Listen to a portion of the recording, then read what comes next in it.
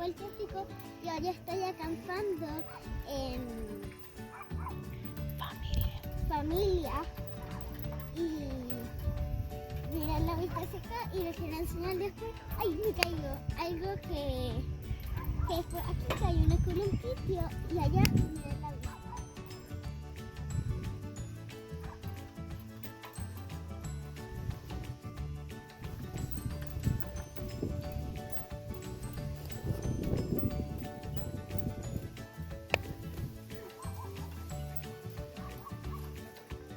Ok, ya vieron, ahora hasta acá es un poquito, me encanta que siempre, este es mi favorito porque tiene unos columpios aquí.